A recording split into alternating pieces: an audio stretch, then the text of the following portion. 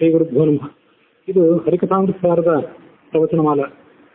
ಈ ಹಿಂದೆ 30ನೇ ಭಾಗ ಮುಕ್ತಾಯ ಕಂಡಾಗ 3ನೇ ಸಂಧಿ, ಅದು ವ್ಯಾಪ್ತಿ ಸಂಧಿ, ಅದು ಸಮಾಪ್ತಿಯನ್ನು ಕಂಡಿತ್ತು. 31ನೇ ಭಾಗದ ಶ್ರವಣ ಈಗ ಪ್ರಾರಂಭ ಆಗಬೇಕು. ಅದು ಭೋಜನ ಸಂಧಿ, 4ನೇ ಸಂಧಿ. ಅದರಲ್ಲಿ ಮೊದಲನೇ ಪದ್ಯ ಹರಿಕಥಾಮೃತಸಾರದ 77ನೇ ಪದ್ಯ. ಅದು ವನಜ ಜಾಂಡದೊಳು ಉಳ್ಳ ಅಖಿಲ ಚೇತನರು ಭುಂಜಿಪ ಚತುರವಿಧ ಭೋಜನ ಪದಾರ್ಥದಿ ಚತುರವಿಧ ರಸರೂಪ ತಾನಾಗಿ ಮನಕ್ಕೆ ಬಂದುದನು ಉಂಡು ಉಣಿಸಿ ಸಂಹನನಕ್ಕೆ ಉಪಚಯ ಕರಣಕ್ಕೆ ಆನಂದ ಅನಿಮಿಷರಿಗೆ ಆತ್ಮ ಪ್ರದರ್ಶನ ಸುಖವನೀವ ಹರಿ. ವನಜ ಜಾಂಡ ಅಂದ್ರೆ ಬ್ರಹ್ಮಾಂಡ. ಬ್ರಹ್ಮಾಂಡದೊಳಗಿರುವಂತಹ ಎಲ್ಲ ಜೀವಿಗಳು 4 ರೀತಿಯಾದಂತಹ ಖಾದ್ಯ ಪದಾರ್ಥಗಳನ್ನು ಸ್ವೀಕಾರ ಮಾಡ್ತಾರೆ. ಅದರಲ್ಲಿ ಆ 4 ಹೆಸರುಗಳಿಂದ ಆತ ತಾನೇ ಕರೆಸ್ಕೊಂಡಿರ್ತಾನೆ. ಭಗವಂತ ಕರೆಸಿಕೊಂಡು ಅದರೊಳಗಿರ್ತಾನೆ. ತನ್ನ ಮನಸ್ಸಿಗೆ ಬಂದದ್ದನ್ನ, ತನಗೆ ಯಾವುದು ಅಪೇಕ್ಷೆ ಇದೆಯೋ ಅದನ್ನ ಆತ ಸ್ವೀಕಾರ ಮಾಡ್ತಾನೆ. ಮತ್ತೆ ಉಂಡು ಉಣಿಸಿ ಆ ಜೀವನಿಗೆ ಅದನ್ನ ಉಣಿಸ್ತಾನೆ. ಆ ಜೀವನ ಶರೀರಕ್ಕೆ ಪುಷ್ಟಿ, ಆಹಾರ ಸ್ವೀಕಾರ ಮಾಡಿದ್ರಿಂದಲೇ ಜೀವನಿಗೆ ಪುಷ್ಟಿ ಸಿಗಬೇಕು. ಆ ಜೀವನ ಶರೀರಕ್ಕೆ ಪೋಷಕಾಂಶಗಳನ್ನು ಒದಗಿಸ್ತಾನೆ. ಮತ್ತೆ ಜೀವನ ಇಂದ್ರಿಯಗಳಿಗೆ ಆನಂದವನ್ನು ಒದಗಿಸ್ತಾನೆ. ಅನಿಮಿಷರಿಗೆ ಆತ್ಮ ಪ್ರದರ್ಶನ ಸುಖವೀವ. ಆ ಆಹಾರ ಪದಾರ್ಥಗಳ ಅಭಿಮಾನಿ ದೇವತೆಗಳಿದ್ದಾರಲ್ಲ, ಒಂದೊಂದು ಪದಾರ್ಥಕ್ಕೆ ಒಬ್ಬೊಬ್ಬ ಅಭಿಮಾನಿ ದೇವತೆಗಳು, ಅವರಿಗೆ ಆತ್ಮ ಪ್ರದರ್ಶನ ಸುಖ. ಆ ಜೀವರು, ಆ ಎಲ್ಲ ದೇವತೆಗಳು ಜೀವನಿಗೆ ಸಹಾಯ ಮಾಡ್ತಾರೆ. ಅವನೇನು ಊಟ ಮಾಡಬೇಕು ಆ ಊಟದ ಕಾರ್ಯದಲ್ಲಿ ಅವನಿಗೆ ಸಹಾಯ ಮಾಡ್ತಾರೆ. ಸಹಾಯ ಮಾಡುವಾಗ ಆ ದೇವತೆಗಳಿಗೆ ಏನು ಲಾಭ ಅಂತಂದ್ರೆ ಭಗವಂತನ ಸ್ವರೂಪದ ದರ್ಶನ ಸುಖ ಆಗ್ತದೆ. ಭಗವಂತನ ಅತ್ಯದ್ಭುತವಾದ ವ್ಯಾಪಾರ. ಭಗವಂತ ಆ ವ್ಯಾಪಾರಗಳನ್ನ ತಮ್ಮ ಮೂಲಕ ಅಂದ್ರೆ ಆಯಾ ದೇವತಾ ಪುರುಷರ ಮೂಲಕ ಏನು ಮಾಡಿಸ್ತಾನೆ, ಮಾಡಿಸಿದಾಗ ಭಗವಂತನ ಸ್ವರೂಪದ ದರ್ಶನ ಅವ್ರಿಗಾಗ್ತದೆ. ಅದರ ಮೂಲಕ ಅವರಿಗೆ ಅದ್ಭುತವಾದಂತಹ ಸುಖನೂ ದೊರೆಯುತ್ತದೆ. ಇದನ್ನ ಭಗವಂತ ಕೊಡ್ತಾನೆ. ಇದನ್ನ ಈ ಸಂಧಿಗೆ ಕೆಲವು ಬಾರಿ ಭೋಜನ ರಸ ವಿಭಾಗ ಸಂಧಿ ಅಂತ ಕೂಡ ಹೀಗೆ ಹೇಳಿದ್ದಿದೆ. ಅನೇಕ ಲಿಖಿತ ಪ್ರತಿಗಳು, ಮುದ್ರಿತ ಪ್ರತಿಗಳಲ್ಲೂ ಕೂಡ ಕಾಣಿಸ್ತದಂತೆ. ಕೆಲವು ಕಡೆ ಭೋಜನ ಸಂಧಿ ಅಂತ ಕೂಡ ಹೀಗೆ ಕರೀತಾರೆ. 4 ವಿಧದ ಭೋಜನ ಪದಾರ್ಥಗಳು ಅಂತ ಬಂತಲ್ಲ, ಅದರಲ್ಲಿ ಭಕ್ಷ್ಯ, ಭೋಜ್ಯ, ಲೇಹ್ಯ, ಪೇಯ ಅಂತ ಹೀಗೆ 4 ಥರದ ಭಕ್ಷ್ಯಗಳನ್ನ, 4 ಥರದ ಖಾದ್ಯಗಳನ್ನು ಹೇಳ್ತಾರೆ. ಪೇಯ ಅಂತಂದ್ರೆ ಅದರ ಹೆಸರೇ ತಿಳಿಸುವಂತೆ ಕುಡಿಲಿಕ್ಕೆ ಯೋಗ್ಯವಾದದ್ದು. ಆಮೇಲೆ ಲೇಹ್ಯ ಅಂತ ಒಂದಿದೆ. ಲೇಹ್ಯ ಅಂತಂದ್ರೆ ನೆಕ್ಲಿಕ್ಕೆ ಯೋಗ್ಯವಾದದ್ದು. ಭಕ್ಷ್ಯ, ಭೋಜ್ಯ ಅಂತ ಕೆಲವು ಕಡೆ ಹೇಳ್ತಾರೆ, ಅಥವಾ ಭಕ್ಷ್ಯ, ಚೋಷ್ಯ ಅಂತ ಇನ್ನು ಕೆಲವು ಕಡೆ ಹೇಳ್ತಾರೆ. ಇಲ್ಲಿ ಭಕ್ಷ್ಯ, ಭೋಜ್ಯ ಅಂತ ಅನ್ನೋದ್ರ ಬದಲಾಗಿ ಭಕ್ಷ್ಯ, ಚೋಷ್ಯ ಅಂತ ಇಟ್ಕೊಂಡ್ರೆ ಇನ್ನೂ ಒಳ್ಳೇದು. ಭಕ್ಷ್ಯ ಅಂತಂದ್ರೆ ನಾಲ್ಗೆಗಳಿಂದ ಅಗದು ತಿನ್ನಬೇಕಾಗುತ್ತೆ, ಇದನ್ನ ಭಕ್ಷ್ಯ ಅಂತ ಹೇಳ್ತೇವೆ. ಚೋಷ್ಯ ಅಂತಂದ್ರೆ ತೀಪಿ ತಿನ್ನಬೇಕಾಗುತ್ತೆ. ಹೀಗೆ ಭಕ್ಷ್ಯ, ಚೋಷ್ಯ, ಲೇಹ್ಯ, ಪೇಯ ಅಂತ ಇಟ್ಕೊಂಡ್ರೆ ಸುಲಭ. ಹಲ್ಲುಗಳಿಂದ ಅಗಿದು ತಿನ್ನಬೇಕಾದದ್ದು ಕೆಲವು ಪದಾರ್ಥಗಳು, ತುಟಿಗಳಿಂದ ಚೀಪಿ ತಿನ್ನಬೇಕಾದದ್ದು ಇನ್ನು ಕೆಲವು ಪದಾರ್ಥಗಳು, ನಾಲಿಗೆಯಿಂದ ನೆಕ್ಕಬೇಕಾದದ್ದು ಮತ್ತೆ ಕೆಲವು, ಮತ್ತೆ ನೇರವಾಗಿ ಕುಡಿಯಬೇಕಾದದ್ದು ಇನ್ನು ಕೆಲವು.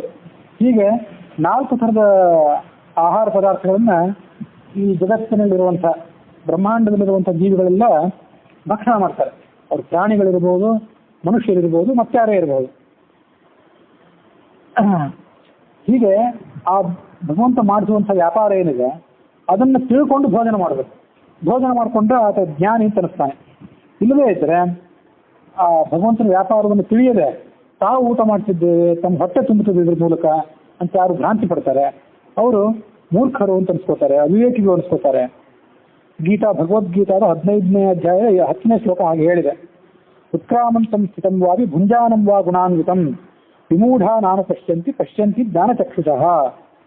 ಭಗವಂತ ಎಲ್ಲ ಕಡೆ ಇದ್ದಾನೆ. ಉತ್ಕ್ರಾಮಂತಂ ಹೊರಗೆ ಹೋಗ್ತಾನೆ, ಸ್ಥಿತಂ ಈ ಶರೀರದಲ್ಲಿರ್ತಾನೆ, ಭುಂಜಾನಂ ಅವನೇ ಊಟ ಮಾಡ್ತಾನೆ, ಅವನೇ ಊಟ ಮಾಡಿಸ್ತಾನೆ. ಆದರೆ ವಿಮೂಢ ನಾನು ಪಶ್ಯಂತಿ ಅವ್ರಿಗೆ ಗೊತ್ತಾಗೋದಿಲ್ಲ. ನಾವು ಮಾಡ್ತಿದ್ದೇವೆ ಅಂತ ಅಹಂಕಾರ ಪಡ್ತಾರೆ. ಪಶ್ಯಂತಿ ಜ್ಞಾನಚಕ್ಷುಷಃ ಯಾರು ಜ್ಞಾನದ ಕಣ್ಣುಳ್ಳವರು, ನಿಜವಾದ ಕಣ್ಣು, ಒಳಗಿನ ಕಣ್ಣು ಯಾರ್ದು ತೆರೆದಿದೆಯೋ ಅವರು ಆ ಭಗವಂತನ ವ್ಯಾಪಾರಗಳನ್ನು ನೋಡಿ ಆನಂದಿಸಿ ಆ ಮೂಲಕ ತಾವು ಪುಣ್ಯ ಭಾಗಿಗಳಾಗ್ತಾರೆ. ಅದು ಮೊದಲು ನಾವು ತಿಂತಿದ್ದೇವೆ ಹೊಟ್ಟೆ ಹೊರ್ಕೊಳ್ಳಿಕ್ಕಾಗಿ, ನಾವು ಗಳಿಸಿದೆವು, ನಾವು ಅಡುಗೆ ಮಾಡಿದೆವು, ನಾವು ತಿಂದೆವು ಅಂತ ಯಾರು ತಿಳ್ಕೊತಾರಲ್ಲ, ಅವರು ಪಾಪಿಗಳಾಗ್ತಾರೆ, ಅವಿವೇಕಿಗಳಾಗ್ತಾರೆ. ಭುಂಜತೆ ತ್ಯತ್ವಹಂ ಪಾಪಾಹ ಏ ಪಚಂತಿ ಆತ್ಮಕಾರಣಾತ್ ಅಂತ ಭಗವದ್ಗೀತೆ ಮತ್ತೊಂದು ಕಡೆ ಹೇಳಿದೆ.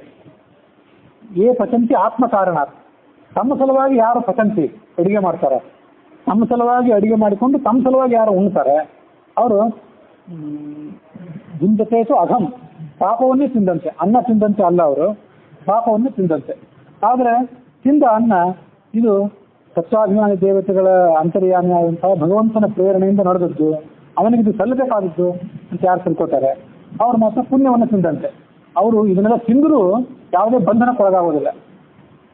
ಈ ಲೌಕಿಕ ವ್ಯಾಪಾರಗಳು, ಸಾಂಸಾರಿಕ ವ್ಯಾಪಾರಗಳು ನಮ್ಮನ್ನು ಸಂಸಾರದಲ್ಲಿ ಕಟ್ಟಿ ಹಾಕ್ತಾವಲ್ಲ, ಭಗವಂತ ನಮ್ಮೊಳಗೆ ಇದನ್ನು ನಿಂತು ಮಾಡಿಸಿದ್ದಾನೆ, ನಮ್ಮ ಯೋಗ್ಯತಾನುಸಾರನೇ ಅವನು ಮಾಡಿಸ್ತಾನೆ ಅಂತ ತಿಳ್ಕೊಂಡ್ರೆ ಸಾಂಸಾರಿಕ ವ್ಯಾಪಾರ ಯಾವುದೂ ಕೂಡ ನಮ್ಮನ್ನು ಕಟ್ಟಿ ಹಾಕೋದಿಲ್ಲ.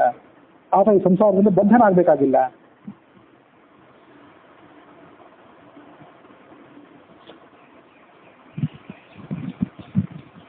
ಮುಂದೆ 78ನೇ ಶ್ಲೋಕ, ಈ ಭೋಜನ ಸಂಧಿಯ 2ನೇ ಶ್ಲೋಕ. ಅದು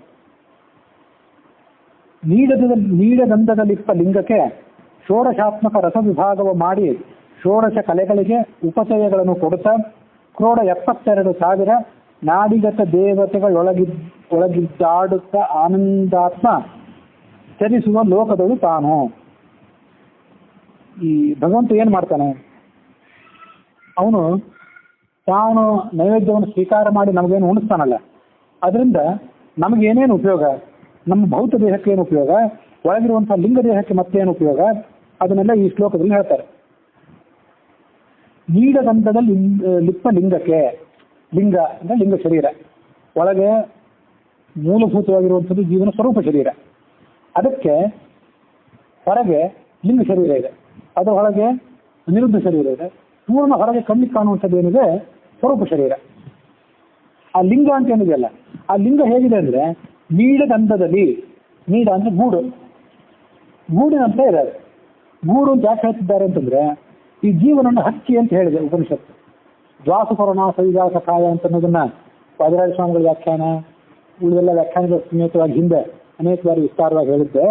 ಹಾಗಾಗಿ ಜೀವ ಒಂದು ಹಕ್ಕಿ, ಆ ಜೀವನನ್ನು ಹಕ್ಕಿ ಅಂತ ಇಟ್ಕೊಂಡ್ರೆ ಆ ಜೀವ ಅನ್ನೋ ಹಕ್ಕಿಗೆ ಈ ಲಿಂಗ ಶರೀರ ಅಂತ ಗೂಡು, ನೀಡ ಅಂದ್ರೆ ಗೂಡು, ನೀಡದ ಅಂದದಲ್ಲಿ ಇರುವಂಥದ್ದು ಈ ಲಿಂಗ ಶರೀರ. ಅದಕ್ಕೆ ಷೋಡಶಾತ್ಮಕ ರಸ ವಿಭಾಗವ ಮಾಡಿ, ಈ ನಾವು ಊಟ ಮಾಡಿದಾಗ ನಮ್ಮ ಈ ಹೊರಗಿನ ಶರೀರ ಇದೆಯಲ್ಲ, ಈ ಹೊರಗಿನ ಶರೀರಕ್ಕೆ ನೇರವಾಗಿ ರಕ್ತ, ನಮ್ಮ ಉಂಡ ಆಹಾರ ಜೀರ್ಣವಾಗಿ ರಕ್ತವಾಗಿ ಮಾಂಸವಾಗಿ ತೇಜಸ್ವಿನ ರೂಪದಿಂದ ಪರಿಣಾಮವನ್ನು ತಾಳಿ ನಮ್ಮನ್ನ ಅದು ಪೋಷಿಸ್ತದೆ ಅಂತನ್ನೋದಂತೂ ಎಲ್ಲರಿಗೂ ಗೊತ್ತಿದ್ದಂಥದ್ದೇ, ಅದ್ರ ಬಗ್ಗೆ ಏನು ವಿವಾದ ಇಲ್ಲ.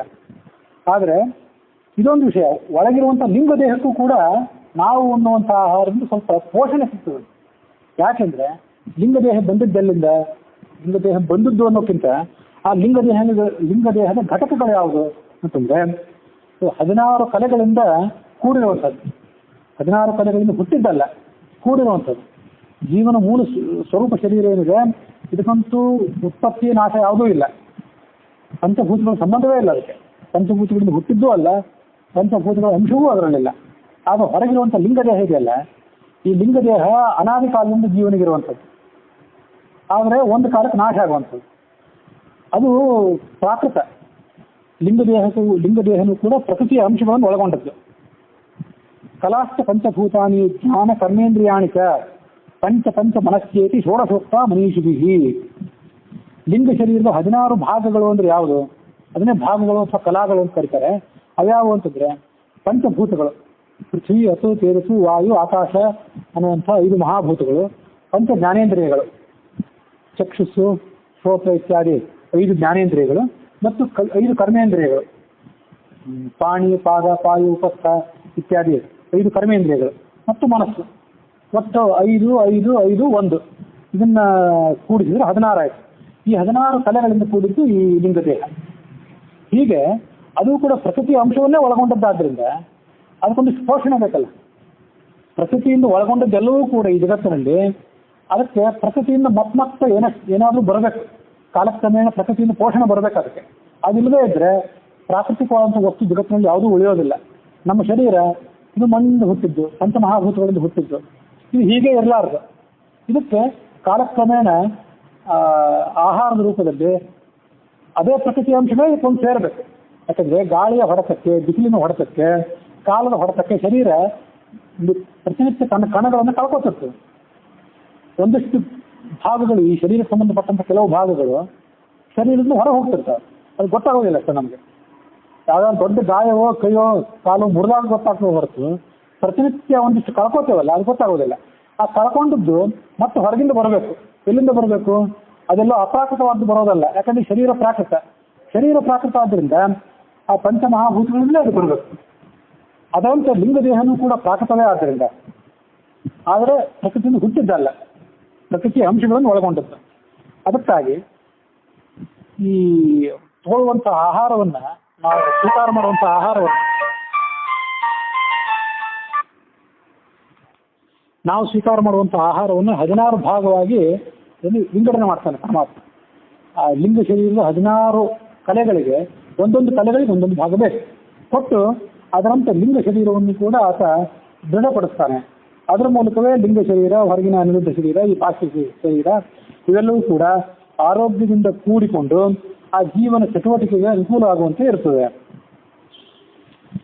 ಅದಕ್ಕಾಗಿ ನೀಡದಂಡದಲ್ಲಿ ಇಪ್ಪ ಲಿಂಗಕ್ಕೆ ಷೋಡಶಾತ್ಮಕ ರಸ ವಿಭಾಗವ ಮಾಡಿ 16 ಭಾಗ ಮಾಡ್ತಾನೆ. ಅದನ್ನ ಷೋಡಶ ಕಲೆಗಳಿಗೆ ಉಪಚಯಗಳು ಕೊಡ್ತಾನೆ. ಉಪಚಯ ಅಂದ್ರೆ ವೃದ್ಧಿ.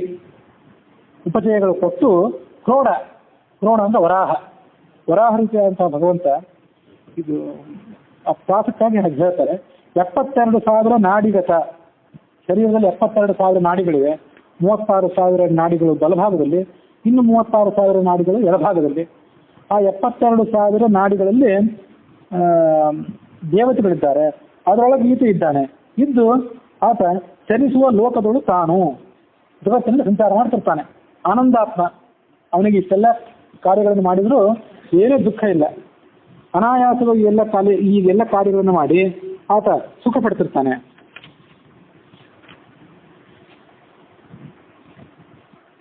ಈ ಲಿಂಗ ಶರೀರವನ್ನ ಗೂಡಿಗೆ ಹೋಲಿಸಿದ್ರು ದಾಸರಿಗೆ.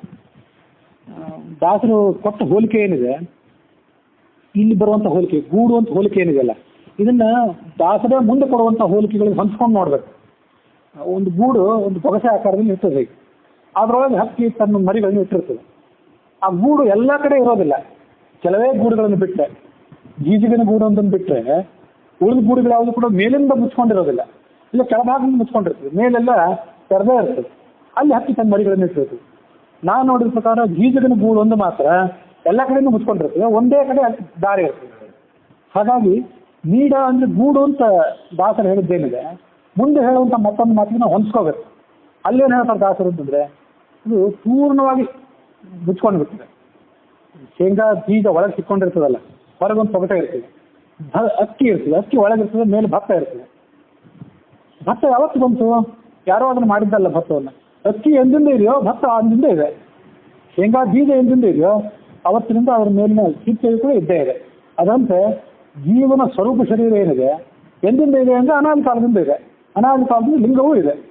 ಅದು ಅನಿರುದ್ಧ ಶರೀರ ಮತ್ತು ಸ್ವರೂಪ ಶರೀರ, ಅನಿರುದ್ಧ ಶರೀರ ಮತ್ತು ಬಾಹ್ಯ ಶರೀರಗಳು ಬಂದಿದ್ದು ಒಂದು ಕಾಲಕ್ರಮದಲ್ಲಿ, ಒಂದು ಕಾಲದ ಘಟ್ಟದಲ್ಲಿ. ಲಿಂಗ ಶರೀರ ಮಾತ್ರ ಯಾವಾಗಿಂದಲೂ ಇದ್ದೇ ಇದೆ. ಅಂತೂ ಗೂಡಿನಂತೆ, ಗೂಡನ್ನು ಬಿಟ್ಟು ಹಕ್ಕಿ ಅಷ್ಟು ಸುಲಭವಾಗಿ ಹಾರಿ ಹೋಗಲಾರದು. ಆ ದೃಷ್ಟಿಯಿಂದ ದಾಸರವನ್ನು ಉದಾಹರಣೆ ಕೊಡ್ತಾರೆ. ಅದರಂತೆ ಲಿಂಗ ಶರೀರವನ್ನು ಬಿಟ್ಟು ಈ ಜೀವಕ್ಕೆ ಎಲ್ಲೂ ಹೋಗ್ಲಿಕ್ಕೆ ಆಗೋದಿಲ್ಲ. ಅದನ್ನು ಪೂರ್ಣವಾಗಿ ಆವರಿಸಿಬಿಟ್ಟಿದೆ ಅದು. ಹೀಗೆ ನೀಡದಂಡದಲ್ಲಿಪ್ಪ ಲಿಂಗಕ್ಕೆ ಅಂತನ್ನೋದನ್ನ ಹೀಗೆ ಒಂದು ಅರ್ಥ ಮಾಡ್ಕೊಳ್ಬೇಕು. ಅದನ್ನ ಈ ಲಿಂಗ ಶರೀರ ಹೇಗಿದೆ ಅಂತನ್ನೋದನ್ನ ಹರಿಕಥಾಮೃತಸಾರದಲ್ಲಿ ಜಗನ್ನಾಥದಾಸರು ಹೇಳಿದ ರೀತಿ ಮತ್ತು ಷೋಡಶಿ ಚತುರ್ದಶಿ ಅಂತ ಅಡವಿ ಸ್ವಾಮಿಗಳು ಹೇಳಿದ ರೀತಿ ಸ್ವಲ್ಪ ಭಿನ್ನಾಭಿಪ್ರಾಯ. ಅಡವಿ ಸ್ವಾಮಿಗಳು ಹೇಳುವಂತೆ ಜೀವನ ಸ್ವರೂಪ ಶರೀರ ಮತ್ತು ಲಿಂಗ ಶರೀರ ಇವೆರಡು ಹಾಲು ನೀರು ಬೆರ್ಕಂತೆ ಬೆರ್ಕೊಂಡಿರ್ತದೆ. ಇದು ದಾಸರು ಹೇಳಿದ್ದು ಶೇಂಗಾ ಬೀಜ ಮತ್ತು ಶೇಂಗಾ ಸಿಪ್ಪೆ ಅಂತ ನಡುವೆ ಸಾವಕಾಶದ ಅಂತ ಹೇಳ್ತಾರೆ ದಾಸರು ಮುಂದೊಂದು ಪದ್ಯದಲ್ಲಿ. ಆ ಶೇಂಗಾ ಬೀಜ ಯಾವತ್ತು ಸಿಪ್ಪೆ ಅಂಟ್ಕೊಂಡಿರೋದಿಲ್ಲ. ಆದ್ರೆ ಹೊರಗೆ ಬರ್ಲಿಕ್ಕೆ ಆಗೋದಿಲ್ಲ. ಅದಕ್ಕೆ ಅದನ್ನು ಒಡೆಯದೇ ಹೊರಗೆ ಬರ್ಲಿಕ್ಕೆ ಆಗೋದಿಲ್ಲ. ಒಡಿಲಿಕ್ಕೆ ಮತ್ತೊಬ್ಬರು ಬೇಕು. ಒಡೆಯದೇ ಹೊರಗೆ ಬರ್ಲಿಕ್ಕೆ ಆಗೋದಿಲ್ಲ. ಆದರೆ ಅಂಟಿಕೊಂಡಿಲ್ಲ, ಒಳಗೆ ಅವಕಾಶ ಇದೆ. ಆದರೆ ವಿಷ್ಣುತೀರ್ಥ ಸ್ವಾಮಿಗಳು ಹೇಳುವಂತೆ, ಅಡವಿ ಆಚಾರ್ಯ ಹೇಳುವಂತೆ, ಹಾಲು ನೀರಿನಂತೆ ಅದು ಸೇರ್ಕೊಂಡಿರ್ತದೆ ಅಂತ ಒಂದು ಕಡೆ ಇದೆ. ಮಧ್ವಾಚಾರ್ಯ ತಮ್ಮ ಗ್ರಂಥಗಳಲ್ಲಿ ಲಿಂಗದೇಹ ಹೇಗಿರ್ತದೆ ಅಂತ ಎಲ್ಲಿ ವಿವರಣೆ ಕೊಟ್ಟಿಲ್ಲ. ಆದ್ರಿಂದಾಗಿ ಇಂಥದೊಂದು ಸಮಸ್ಯೆ, ಅವು ಅಷ್ಟು ಸುಲಭವಾಗಿ ಬಗೆಹರಿಯುವಂಥವಲ್ಲ. ಈಗ ಒಂದು ಕಡೆ ವಿಷ್ಣು ತೀರ್ಥರು ಅಲ್ಲಿ ಹೇಳ್ತಾರೆ ಅಂತಂದು ಸುಮ್ಮನೆ ಪ್ರಸಂಗವಶ ಹೇಳಿದೆ. ಅಂತೂ ಇದು ಹರಿಕನಾಮ ಸ್ಮರಣ ನಾವು ಓದ್ತಿರೋದ್ರಿಂದ ಅದು ಶೇಂಗಾ ಬೀಜದಂತೆ ಸಾವಕಾಶವಾಗಿ ಜೀವನದಲ್ಲಿ ಆವರಕವಾಗಿರ್ತದೆ ಅಂತ ಈಗ ತಿಳ್ಕೊಳ್ಬೇಕಷ್ಟೆ. ಈ ಏನೇ ಇರಲಿ, ಹಾಲು ನೀರಿನಂತೆ ಇದ್ರು ಅಥವಾ ಶೇಂಗಾ ಬೀಜಕ್ಕೆ ಆವರಕವಾಗಿ ಸಿಪ್ಪೆ ಇದ್ದಂತೆ ಇದ್ರು ಲಿಂಗದೇಹವನ್ನು ಸುಲಭವಾಗಿ ಸ್ವಪ್ರಯತ್ನದಿಂದ ಬಿಡಿಸ್ಕೊಳ್ಳಿಕ್ಕೆ ಬರೋದಿಲ್ಲ. ನೀವೇನು ತಿರುಕಾಡಿದ್ರು ಲಿಂಗದೇಹವನ್ನು ಬಿಡಿಸ್ಕೊಳ್ಳಿಕ್ಕೆ ಬರೋದಿಲ್ಲ. ಒಬ್ಬನ ಅನುಗ್ರಹ ಬೇಕು ಅಂತ ಅದರ ಸೂಚನೆ ಅಷ್ಟೆ. ಹೀಗೆ ಅಲ್ಲಿ 72,000 ನಾಡಿಗಳ ಪ್ರಸಂಗ ಬಂತು. ಅದನ್ನ 3ನೇ ಪದ್ಯ 4ನೇ ಪದ್ಯದಲ್ಲಿ ಮತ್ತಷ್ಟು ವಿಸ್ತಾರವಾಗಿ ನಾವು ಶ್ರವಣ ಮಾಡ್ತೀವಿ. ವಾರಿವಾಕ್ಯನು ವಾರಿಯೊಳಗಿದ್ದಾರು ರಸವೆಂದೆನಿಸಿ 36,000 ಸ್ತ್ರೀ ಪುರುಷ ನಾಡಿಗಳು ತದ್ರೂಪಧಾರಕನು ತಾನಾಗಿ ಸರ್ವ ಶರೀರಗಳಲ್ಲಿ ಅಹಸ್ತ ರಾತ್ರಿಸ್ಥ ವಿಹಾರ ಮಾಡಿದನು ಬೃಹತಿಯಂ ಸುನಾಮದಿಂ ಕರೆಸಿ. ಭಗವಂತ ವಾರಿ ಅನ್ನೋ ಶಬ್ದದಿಂದಲೂ ಕರೆಸ್ಕೋತಾನೆ, ಎಲ್ಲಾ ಶಬ್ದದಿಂದಲೂ ಕರೆಸ್ಕೋತಾನೆ. ವಾರಿ ಅನ್ನೋ ಶಬ್ದದಿಂದಲೂ ಕೂಡ ಆತ ವಾಚ್ಯನಾಗಿದ್ದಾನೆ. ಅವನೆಲ್ಲಿದ್ದಾನೆ ಅಂತಂದ್ರೆ ವಾರಿ ವಾಚ್ಯನು ವಾರಿಯೊಳಗಿದ್ದು, ನೀರಿನೊಳಗಿದ್ದಾನ ಆ ಭಗವಂತ. ವಾರಿಯೊಳಗಿದ್ದು 6 ರಸವೆಂದೆನಿಸಿ, ಸಿಹಿ ಕಹಿ ಇತ್ಯಾದಿ 6 ರಸಗಳೇನಿವೆ, ಸಿಹಿ ಕಹಿ ಹುಳಿ ಉಪ್ಪು ಖಾರ ಮತ್ತು ಒಗರು ಅಂತ 6 ರುಚಿಗಳು, 6 ರಸಗಳು. ಆ 6 ರಸವೆಂದೆನಿಸಿ ಅವನಿಗೂ ಕೂಡ ಹೆಸರುಗಳಿವೆ. ಮಧುರ, ಆಮ್ಲ, ಕಟು, ಕಷಾಯ, ಸಿಕ್ತ ಅನ್ನುವಂಥ ಹೆಸರುಗಳೇನಿವೆ ಇವು ಆಯಾ ರಸಗಳಿಗೆ ಮಾತ್ರ ಇರೋದಲ್ಲ, ಭಗವಂತನ ಮೂಲ ಹೆಸರುಗಳು. ಆ ಹೆಸರುಗಳು ಇವನಿಗೆ ಬಂದಿವೆ. ನಾವು ಅದನ್ನ ಹೊಂದ್ಕೊಂಡು ನೋಡ್ಬೇಕಷ್ಟೆ. ಹೀಗೆ ವಾರಿ ಅನ್ನೋ ಶಬ್ದವನ್ನು ನೋಡ್ಬೇಕು. ಈ ಮುಂದೆ ಇಂಥ ಒಂದು ಸಂಖ್ಯಾಶಾಸ್ತ್ರ ದಾಸರ ಪದ್ಯಗಳಲ್ಲಿ ತೆರ್ಕೊಳ್ಳೋದಿದೆ. ವಾರಿ ಅನ್ನೋ ಶಬ್ದ ಏನಿದೆ ಅದು 6 ಸೂಚನೆ ಮಾಡ್ತದಂತೆ. ಯಾಕೆಂದ್ರೆ ವಾ ಅಂತ ಅನ್ನೋದು ಯ ರ ಲ ವ 4 ಸೂಚನೆ ಮಾಡ್ತದೆ, 4ನೇ ಅಕ್ಷರ. ಹಿಂದೊಂದು ಸಾರಿ ಹೇಳಿದ್ದೆ, ಅಕಾರದಿಂದ ಆರಂಭ ಮಾಡಿಕೊಂಡು ಅಹ ತನಕ 16 ಸ್ವರಗಳು, ಕದಿಂದ ಪ್ರಾರಂಭ ಮಾಡಿಕೊಂಡು ಮ ತನಕ 25, ಅವೆಲ್ಲ ವರ್ಗೀಯ ವ್ಯಂಜನಾಕ್ಷರಗಳು. ಯದಿಂದ ಆರಂಭ ಮಾಡಿಕೊಂಡು ಕ್ಷ ತನಕ 11 ಅಂತ ಹೀಗೆ ಹೇಳಿದ್ದೆ. ಪಾಣಿನಿ ವ್ಯಾಕರಣದ ಪ್ರಕಾರ ಏನು ವ್ಯತ್ಯಾಸ ಇದೆ, ಮಧ್ವಾಚಾರ್ಯರು ಮಾತೃಕಾನ್ಯಾಸದಲ್ಲಿ ಹೇಳಿದ್ದೇನಿದೆ ಅಂತ ಅನ್ನೋದನ್ನೆಲ್ಲ ಹಿಂದೆ ಹೇಳಿದ್ದೆ. ಇದನ್ನ ಈ ಸಂಖ್ಯಾಗಳ ಕ್ರಮ ಏನಿದೆ ಅದನ್ನ ಆಧಾರವಾಗಿಟ್ಕೊಂಡು ವಾರಿ ಇದನ್ನೆಲ್ಲ ನಾವು ನೋಡ್ಬೇಕು. ಅದರಂತೆ ಯ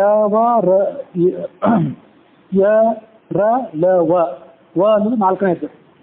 ಮುಂದೆ ರಿ ಅಂತ ಏನಿದೆ ಅಲ್ಲ ಅದು 2ನೇದು. ಯ ರ ಅಂತೂ 24 ಆಯ್ತು. ಇದು ವಾ ರಿ ಇದು ನೀವು ತಿಳ್ಕೊಂಡ್ರೆ ಇದು 4 ಮತ್ತು 2 ಆಯ್ತು. ವಾ ಅಂತ ಅನ್ನೋದು 4, 2 ಅಂತನೂ ರ ಅಂತನ್ನೋದು 2, ಎರಡನ್ನು ಕೂಡಿಸಿ ಬಿಟ್ರೆ ಅದು 6 ಆಯ್ತು. ಹೀಗೆ 6 ಸಂಖ್ಯೆಯನ್ನು ಅದು ಸೂಚನೆ ಮಾಡ್ತಾನೆ. ವಾರಿ ವಾಚ್ಯನು ವಾರಿಯೊಳಗಿದ್ದು 6 ರಸವೆಂದೆನಿಸಿ. 6 ಭಗವಂತನ 6 ರೂಪಗಳೇನಿವೆ ಅದಕ್ಕೆ ಈ ವಾರಿ ಅನ್ನೋ ಶಬ್ದ ಸೂಚಕವಾಗಿದೆ. 36,000 ಸ್ತ್ರೀ ಪುರುಷ ನಾಡಿಗಳು. ಶರೀರದ ಈ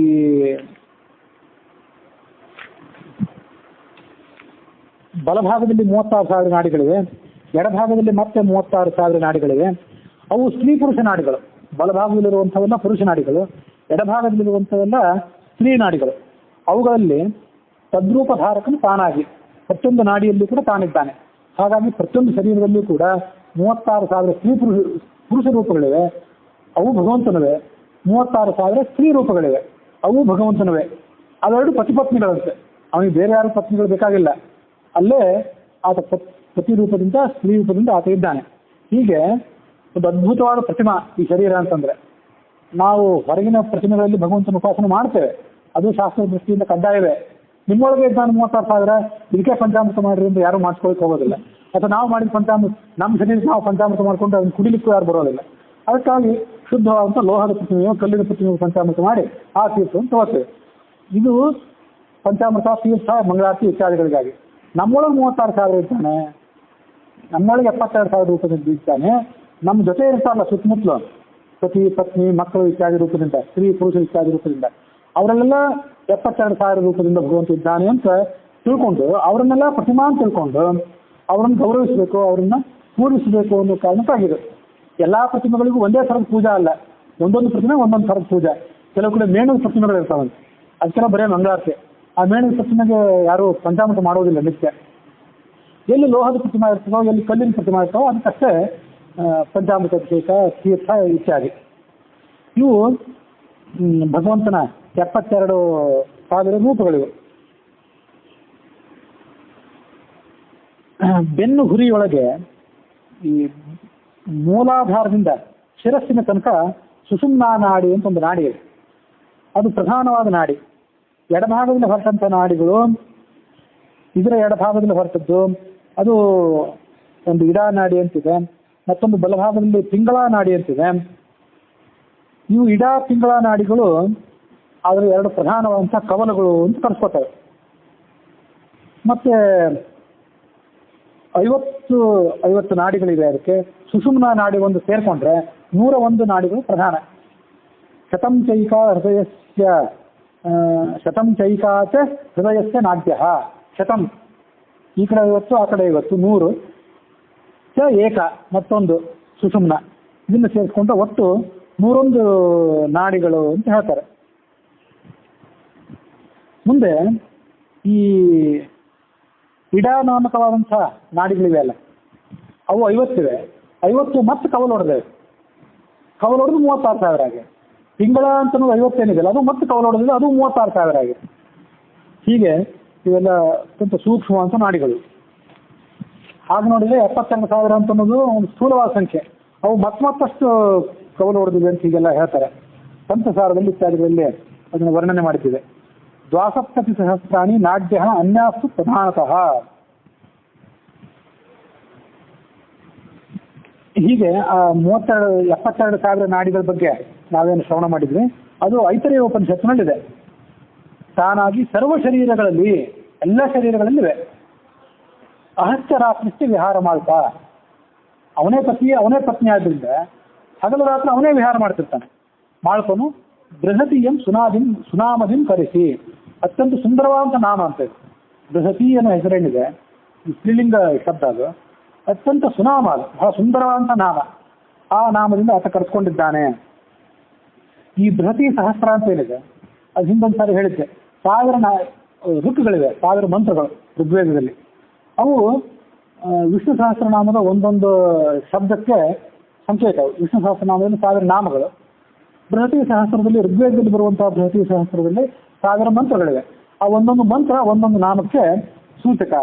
ಇದು ಶ್ರೀಹರಿಗೆ ಅನ್ನ ಅಂತ ಹೇಳ್ತಾರೆ ಐತರೇಯ ಉಪನಿಷತ್ನಲ್ಲೇ. ಬೃಹತಿ ಅಂತ ಏನು ಛಂದಸ್ಸಿದೆ ಅಲ್ಲ, ಬೃಹತಿ ಅನ್ನೋದು ಭಗವಂತನ ರೂಪ, ಅದರಂತೆ ಇದೊಂದು ಛಂದಸ್ಸು. ಅದು ಹೇಗೆ ಛಂದಸ್ಸು ಅಂತಂದ್ರೆ, ಈ ಅನುಷ್ಠುಪ್, ಗಾಯತ್ರಿ, ಪಂಕ್ತಿ ಇವೆಲ್ಲ ಛಂದಸ್ಸು. ಭಗವಂತನ ಮತ್ತು ಉಳಿದ ದೇವತೆಗಳ ಅನೇಕ ಮಂತ್ರಗಳು. ಗಾಯತ್ರಿ ಮಂತ್ರಕ್ಕಂತೂ ಗಾಯತ್ರಿಯೇ ಛಂದಸ್ಸು. ಹೀಗೆ ಅನೇಕ ಛಂದಸ್ಸುಗಳು ಇರ್ತವೆ. ಅದರಂತೆ ಬೃಹತಿ ಅಂತ ಒಂದು ಛಂದಸ್ಸು. ಆ ಛಂದಸ್ಸಿನಲ್ಲಿ 36 ಅಕ್ಷರಗಳಿವೆ ಒಟ್ಟು. ಆ 36 ಅಕ್ಷರಗಳಲ್ಲಿ 36 ಸ್ವರಗಳಿವೆ. ಅಕ್ಷರಗಳು 36, ನಮ್ಗೆ ಕಾಣಿಸೋದು 36.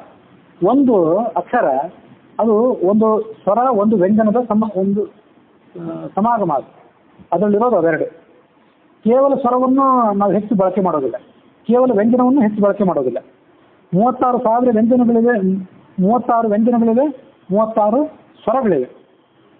ಸ್ವರ ಯಾವತ್ತೂ ಕೂಡ ಪುರುಷ ಅಂತ ಕರ್ಕೋತೀವಿ ಭಾಷೆಯಲ್ಲಿ. ವ್ಯಂಜನವನ್ನು ಪ್ರತ್ಯೇಕವಾಗಿ ಪ್ರಯೋಗ ಮಾಡೋದಿಲ್ಲ. ಕೆಲವೊಂದು ಕಡೆ ಸ್ವರವನ್ನಾದರೂ ಪ್ರತ್ಯೇಕವಾಗಿ ಪ್ರಯೋಗ ಮಾಡ್ತಿರ್ತಾರೆ.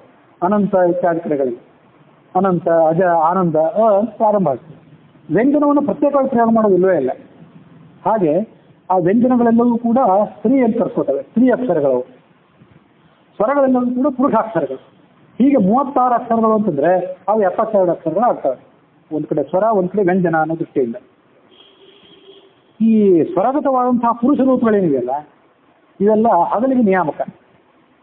ಈ ಹಗಲಿನ ಕೆಲಸಗಳೇನಿವೆ, ಜೀವ ಹಗಲಿನಲ್ಲಿ ಮಾಡುವಂತಹ ಎಲ್ಲ ಕೆಲಸಗಳಿಗೆ ಸ್ವರದಲ್ಲಿರುವಂತಹ 36 ರೂಪಗಳು ನಿಯಾಮಕ. ವ್ಯಂಜನದಲ್ಲಿರುವಂತಹ ಸ್ತ್ರೀ ರೂಪಗಳೇನಿವೆ ಅವು ರಾತ್ರಿ ನಿಯಾಮಕವಂತ ರೂಪಗಳು. ಇದು ಒಂದು ಬೃಹತಿ ಛಂದಸ್ಸಿನಲ್ಲಿ 36 ಅಕ್ಷರಗಳು ಇರ್ತವೆ ಅಂತ ಬಂತು. ಅದು ಒಂದು ಮಂತ್ರದಲ್ಲಿ 36 ಅಕ್ಷರಗಳು, ಒಟ್ಟಾರೆ 36,000 ಮಂತ್ರಗಳು. 36,000 ಮಂತ್ರಗಳು ಅಂದ್ರೆ 36 ಅಕ್ಷರಗಳಾಯ್ತು. ಆ 36 ಅಕ್ಷರವನ್ನು ಸ್ತ್ರೀ ಪುರುಷ ಅಂತ ವಿಭಾಗ ಮಾಡಿದ್ರೆ, ಸ್ವರ ವ್ಯಂಜನ ಅಂತ ವಿಭಾಗ ಮಾಡಿದ್ರೆ ಅದು 72,000 ಆಯ್ತು. ಹೀಗೆ ಅಲ್ಲಿ ಬೃಹತಿಯನ್ನು ಛಂದಸ್ಸಿನಲ್ಲಿ 72,000 ಸ್ತ್ರೀ ಪುರುಷ ರೂಪಗಳಿವೆ, ಶರೀರದಲ್ಲಿ 72,000 ಸ್ತ್ರೀ ಪುರುಷ ರೂಪಗಳಿವೆ. ಅಲ್ಲಿ ಅಹಸ್ಯ ರಾತ್ರಿಸ್ಥಿ ವಿಹಾರ ಮಾಡ್ತಾನೆ ಅಂತ ಬಂತಲ್ಲ, 360 ದಿವಸಗಳು, ಇದನ್ನ 100 ವರ್ಷಕ್ಕೆ ಸ್ವೀಕಾರ ಮಾಡಿದರೆ 36,000 ಹಗಲು, 36,000 ರಾತ್ರಿ ಅಂತೆಲ್ಲ ಅದನ್ನು ಮುಂದೆ ಮತ್ತಷ್ಟು ವರ್ಣನೆ ಮಾಡ್ತಾರೆ. ಅಂತೂ ಜೀವನ ಶರೀರ, ಜೀವ ಬದುಕಿರಬೇಕಾದಂಥ ಆಯುಷ್ಯ ಮತ್ತು ಋಗ್ವೇದದ ಒಂದು ಪ್ರಧಾನ ಭಾಗವಾದಂಥ ಬೃಹತಿ ಸಹಸ್ರ, ಮಹಾಭಾರತದ ಕೆನೆ ಪದವಾದಂಥ ವಿಷ್ಣು ಸಹಸ್ರನಾಮ, ಎಲ್ಲ ಕಡೆ 72,000 ಇಲ್ಲೂ 72,000.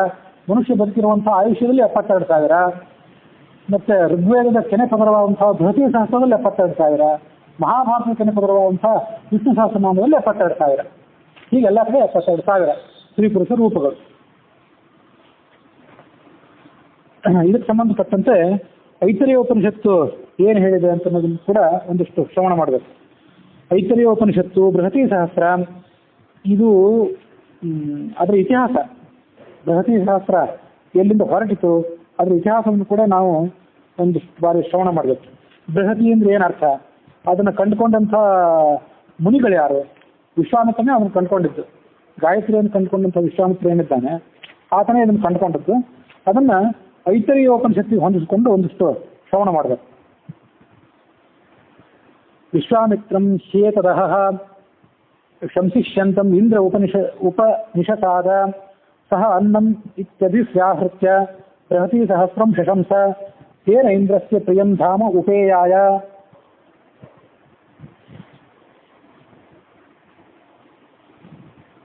ಈ ದೇವೇಂದ್ರ ಹಿಂದೆ ವೃತ್ರಾಸುರನನ್ನು ಕೊಂದ. ವೃತ್ರಾಸುರನನ್ನು ಕೊಂದು ತನ್ನ ಮಹೇಂದ್ರ ಪದವಿ ಸ್ಥಿರವಾಗಿರ್ಲಿ, ಹೋಗಬಾರ್ದು. ಹಿಂದೆ ಯಾರ್ಯಾರೋ ಅನೇಕ ಬಾರಿ ರಾಕ್ಷಸರು ಅದನ್ನೆಲ್ಲ ಕಿತ್ಕೊಂಡಿದ್ರು, ಅದೆಲ್ಲ ಸ್ಥಿರವಾಗಿರ್ಲಿ ಅನ್ನೋ ಕಾರಣಕ್ಕಾಗಿ ಮಹಾವ್ರತ ಅಂತ ಒಂದು ಯಜ್ಞ ಮಾಡಿದ. ಐತರೇಯ ಉಪನಿಷತ್ತಿನ ಮಾಧ್ವ ಭಾಷೆ ಏನಿದೆ ಅದಕ್ಕನುಸಾರವಾಗಿ ನಡೆಯುವಂಥ ಕಥಾ ಇದೆಲ್ಲ. ವೃತ್ತಂ ಮಹತ್ವ ಪುರೇಂದ್ರಸ್ತು ಮಹೇಂದ್ರತ್ವ ಅಭಿಪತ್ತಯೇ ಮಹಾವ್ರತಂ ಕರ್ಮಚಕ್ರೆ. ಮಹಾವ್ರತ ಅನ್ನುವಂಥ ಒಂದು ದೊಡ್ಡ ಯಜ್ಞ ಮಾಡಿದ.